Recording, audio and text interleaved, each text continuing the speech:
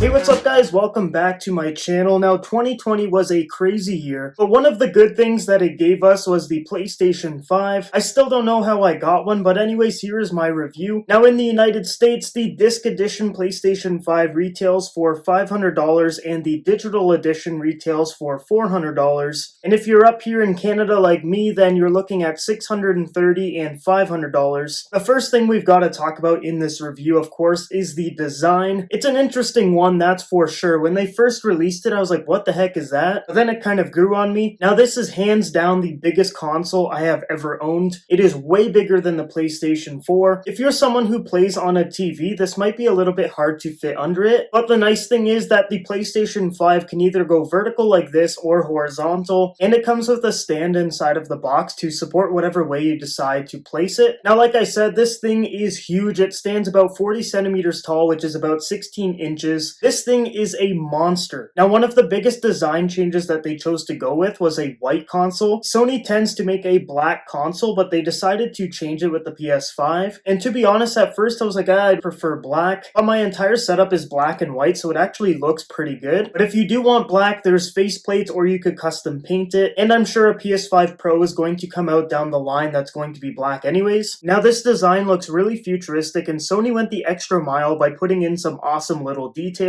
If you look on the inside of the faceplate on the PS5, there's actually the controller button logos designed into the actual console. Little details like this make me really appreciate the design of the PS5 even more. Now, myself, I got the disc edition just because I like the option of having the physical discs and then also downloading them digitally. The disc edition that I got is a little bit more bulky due to having a disc tray. Now, on the front of your PS5, you have a USB-A port, USB-C, eject, and power buttons. And on the back, you have two USB-As, your Ethernet, HDMI out, and your power. And one thing that really surprised me about the PlayStation 5 is how quiet it is. If you guys have had the PS4, you know that after like 5 minutes of playing, that thing sounds like it's going to explode. And that's the total opposite with the PlayStation 5. You barely hear it at all, which is super nice because if you're someone who's into streaming like me, you don't hear the in the background anymore, which is amazing. One of my favorite things about the design is all of the memes that came from it. People went crazy with this online, and I laughed so hard when this thing was first revealed. But it's a design that kind of grows on you. At first, you're like, what the heck is that? But then you start to appreciate it a little bit more. Now, what's new with the PlayStation 5? Well, there's a whole bunch of stuff. Fast menus and shorter waiting times due to the all-new SSD, and it is way faster compared to the PlayStation 4, so if you're coming from a console that feels pretty slow, this thing is going to blow you away. Now, the storage advertised is 825 gigs, but with the operating system installed, you basically have around 670 to play around with, which is not a lot of room. And after 2 months of playing the PlayStation 5, I've basically completely maxed out the hard drive, and I really hate deleting old games to play new ones, especially less than 1 year into having the console. Now, we're waiting for Sony's SSDs to become available so that this problem is fixed, especially because next-gen games are going to just keep getting bigger and bigger as the technology advances. For example, right now, Black Ops Cold War is about 133 gigs, which is about 20% of the console's storage capacity. So I'm really hoping Sony releases their storage expansion pretty soon because I need one ASAP. Now on to the DualSense controller. Now this guy is a little bit bigger and heavier compared to the PlayStation 4 DualShock. It feels a lot more premium, and the battery life is really good too. It's advertised to have 12 hours of battery life on a single charge, and then since it is USB-C, it's actually going to charge faster as well. Now the haptics and adaptive triggers are definitely the best part about the DualSense controller. Just really immersive, and it makes the whole experience playing console level games just way different compared to the previous gens. Some of the best games to get the full use out of the DualSense right now are sports games, and I'm a big fan of playing FIFA, and it's really cool and immersive the way that FIFA works with this controller. If someone passes you the ball and you receive it, you actually get a little bit of haptic feedback to let you know that you have got the ball. And then when you're sprinting, if your player gets tired, it's harder to press down on the trigger, the sprint button. Now this is really cool because instead of looking on the screen for the energy bar of your player, you'll know right away how tired they are and how much they can actually sprint for the rest of the game just based off how hard you have to press the trigger. So that just makes it a little bit more immersive than a traditional controller, and I'm a big fan of that. Another game that you guys should definitely try to get a hang of the DualSense controller is Astro's Playroom. Really great game to get used to the controller. Even Call of Duty, if a player isn't in your line of sights, it's really hard to press down on the trigger. Once they are, then it just makes it way easier and you can just press fully down. So it's a really really cool controller, and the fact that it's been used like this right at launch is pretty crazy, because just imagine what this thing is going to be able to do in a couple of years. Now, a game that didn't really use DualSense as much as I thought they would was the Miles Morales Spider-Man game. There's a bit of haptic feedback, you know, when you get a web and you start swinging, you can feel it a little bit, but I think they could have used it a lot more. But I'm assuming the next Spider-Man game and games in the future are going to use the whole hardware of the controller a heck of a lot more. But it's been pretty impressive for some of the launch titles that are available right now. One other thing that I want to mention in regards to the DualSense controller is the design. It obviously looks really good and premium, but the PlayStation buttons that I said were on the actual console are on the controller as well. The whole back side of the controller is PlayStation buttons, so that just shows Sony's attention to detail. But overall, I'm a huge fan of the DualSense controller. Now on to gameplay with the PS5. So with the new console, we get better frame rates, better graphics, shorter loading screens, and it overall just makes a much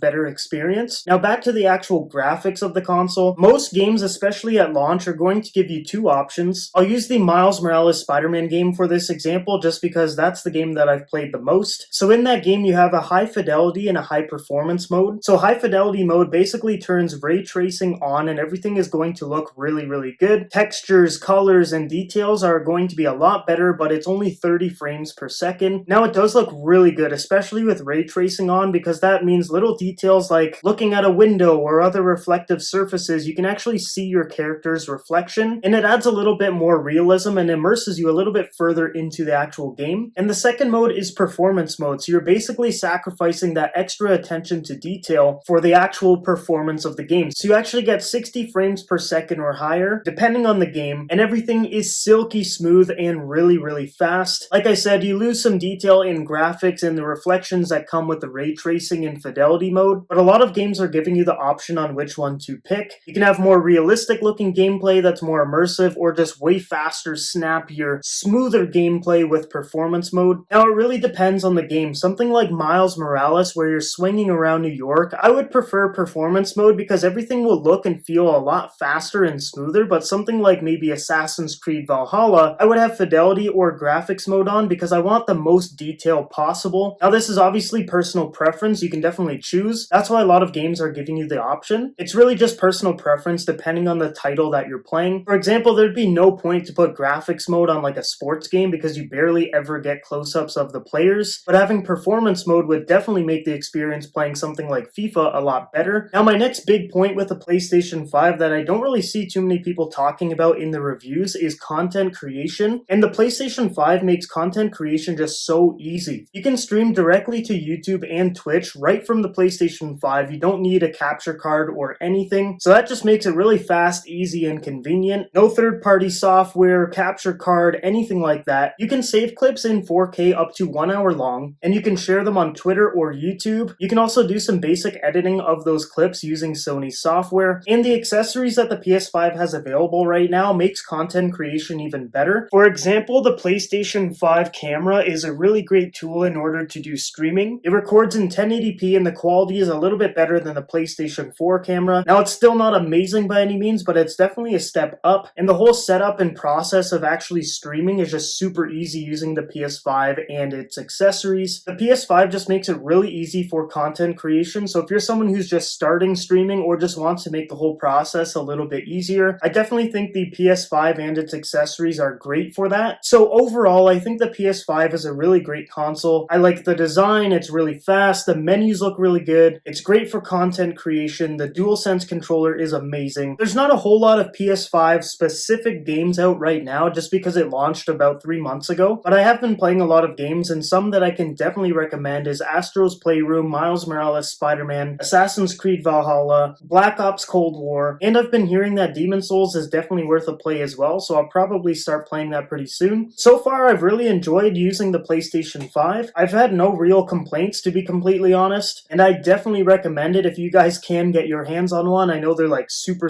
tough to actually get, but it's definitely worth the money if you do get lucky enough to pick one up. But that's pretty much it for my review. I hope you guys enjoyed it. If you did, make sure you like and subscribe. I'm actually giving away a PlayStation 5 as well. It's basically a 10,000 subscriber giveaway. Right now, we're just over 3,200 subs, but once 10,000 is hit, I'll be announcing the winner on Instagram. All you have to do is follow me on Instagram and send me a DM saying PS5, and I'll know you've entered. entered, and then I'll be announcing the winner when 10,000 subs is hit, which should be pretty soon, and I'll be announcing the winner on Instagram. Other than that, like I said, the PS5 has really impressed me, and I'm really enjoying it. Thanks again for watching. I hope you guys all have a great day, and I'll see you guys in the next one.